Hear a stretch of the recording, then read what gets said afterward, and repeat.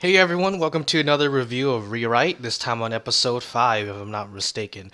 So, this episode centered on Lucia, and of course, as playing through the visual novel, I knew what to expect, but seeing it in animated form was really refreshing. I really have no complaints on how they handled this episode. As it got down, just like the last episode, all the crucial details, important details, and actually made you feel connect and get to know more about Lucia's character, which is what these episodes are trying to do.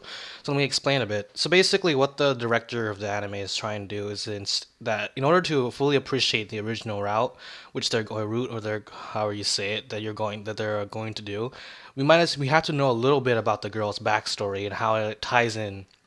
And so instead of doing every girl's route, which was a disaster, I think in Grisaia, because I think they just cut through it, but it got better once they hit like a certain I guess the director was a fan of this one girl's route or route, whatever you want to call it. I don't care anymore.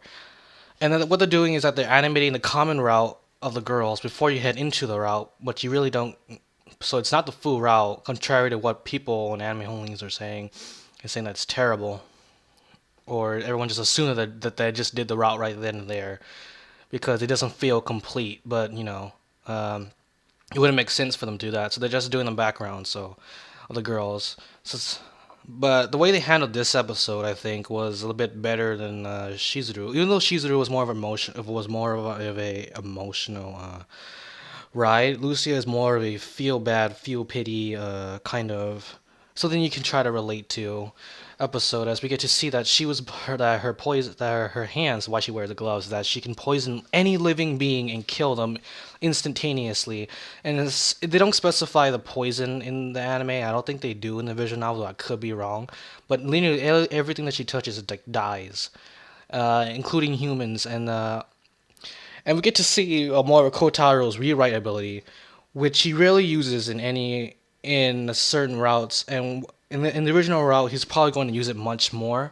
But I like how they're doing the background, like the background common routes for the girls, especially Lucia, and showing him using his powers to get us a better understanding, so they're revealing it all at once, which he doesn't really reveal all at once in the visual novel, but it's good for anime onlys, and to find out and sort of understand his abilities. So in the episode 3, we get to see him rewrite his physical abilities. So he rewrote his legs so he could be able to run faster. And apparently, before the entire series started, he rewrote his legs before to allow him to jump really high.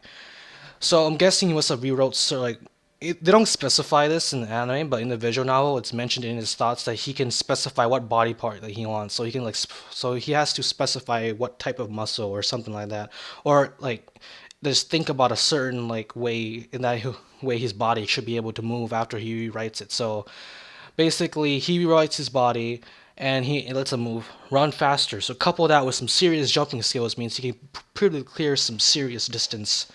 And we also get to see this episode of Riza Rewrite ability that it's not just limited to just physical, capabilities, but well, excuse me. Uh, I got the mini hiccups. Hopefully that doesn't affect this review. He's able to rewrite his body to withstand Lucia's poison, which is what we would. Whoa, excuse me again. What the heck? Which is most likely like some sort of antibody. So his body is making an absurdly large amount of these resistant antibodies, like white blood cells. I would think. I'm not too sure on the chemistry aspect, biology aspect. I'm not a biology expert. So his body is now naturally immune to Lucia's poison.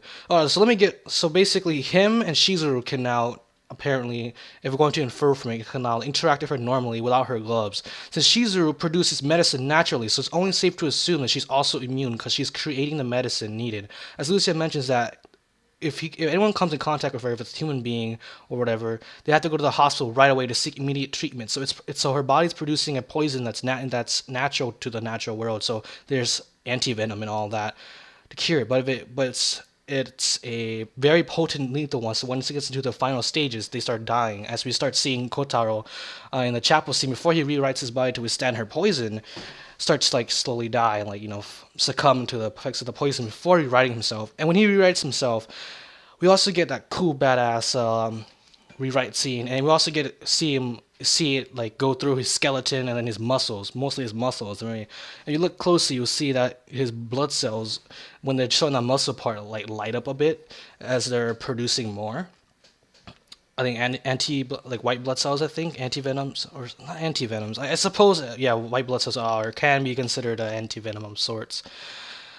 Oh, but moving on, Lucia's the best girl. I think she's like second place for me in total the visual novel. First place is probably in terms of aesthetics and girls, it would be probably Akane, the class rep. Um, not class rep, the class prez, because they're just calling her the prez because she's the president of the coat club. I can't coat club and all that, but uh, yeah, I rank Lucia as my number one, and routes, whatever. I would rank. I shouldn't probably go too much into it, but let's just say that Lucia's first place for me. At least, don't flame me, please. It's just an opinion, please.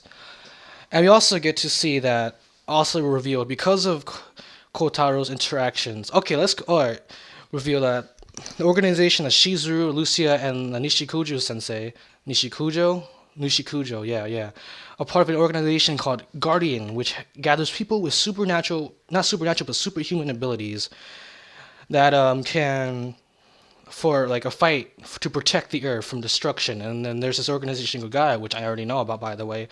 What she like basically just drops all this important revelations because of Kotaro's incessant snooping around because no one's explaining anything to him. And she assumes that's like, okay, just tell him everything. Stay out of it. This is dangerous. We need to make him see like the big picture of everything, and that's what he gets across. And before that, we get to see how serious this organization Guardian is when they come with guys in hazmat suits. Besides Nishikuju-Sensei, they have like assault rifles, like just ready. It's like you make a wrong move, they'll blow you to bits, man. Oh man. And the final scene, and the scene with Kotaro's like, okay, I won't tell anybody about it. If you wear a maid uniform and bake me a homemade lunch, a bento. And Lucia's like, what? And Nishikuju-sensei just walks out smiling. So apparently she's gonna have to do that, which is gonna be good. I don't really know if they're going to do the other girls' backstory routes, but they might incorporate it somehow into it, because there wasn't really a ending thing where they show like what's going to happen next. But I suppose since Kotaro thus has superpowers, they could incorporate it into the original route some way through like mentions and things. I could see them doing that, as it would be tougher to do Shizuru and Lucia's backstory. They were to just throw it into the original route because of how the poison and like how basically if Kotaro like never knew about the poisoning, would have everyone else would have died or something like that. So it would have been weird. No one knew what her ability was, or they did it into a into like into the original route and not explain it, as I could easily explain Chihaya, Kotori's, and Akane's in the original route. But yeah, oh my god! And the final scene before after they played Lucia's character song, which was some Kitazawa Ayaka, I think. Yeah, man, that's pretty nice. And the song is pretty kind of sad actually. If you there's an English translation of it on YouTube, but yeah, it's pretty sad. It's like sad and kind of melancholy. What? I can't even say that word. I need to stop saying these big words. Anyways, it's a really nice song, and it insights more into Lucia's character. But oh man, the ending scene with Lucia with her katana and Shizuru with that Yuzi, I was like, oh snap! So we might be seeing more of them in action compared to I think probably the other girls, or like they're gonna be the main focus maybe. Uh, I'm not sure they're going to start the original. I'm pretty sure they're going to start the original route next episode, episode 6, because Shizuru and Lucia are. I think the creator said, the director said that Lucia is going to have a bigger role in the original adaptation. I can see why, because technically Kotaro's power is superhuman, so he would ally naturally with Guardian. And we don't know much about Gaia. Well, anime onlys and stuff only don't know much about Gaia, but from what I know, he doesn't really seem to align himself with Gaia unless he's on a certain character's route. But it all makes sense in the end. So I can see them definitely going into the original route now, since they're on episode 6. Or they may not. They might have some more comedy, seeing as how Kotaro asked Lucia to get into a maid outfit, which in the visual novel was 10 out of 10. Okay, so that's enough for this review. This was a pretty good episode. It explained everything that you needed to know. It was entertaining.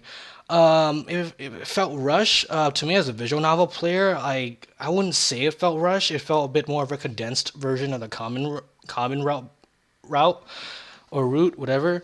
But it didn't really feel rushed. Shizuru's felt kind of rushed, but Lucia's it's just pretty much straightforward about finding out what she's doing and how it was all a ruse for her. So it didn't feel rushed. If it did feel rushed, I guess no, because I was paying attention to everything, to every detail, just like the body language and all that.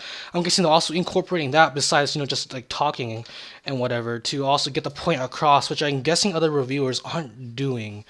As it also, yeah, I'm guessing that's also it because I was paying really attention. You can see like the slight, like body language of the characters, especially Kotaro and Lucia and all that. I mean, it's pretty obvious that something was up with Lucia when she was talking to Kotaro before, you know things started going a bit crazy with the cracking cracking gas, guys, glass. My bad, and all that.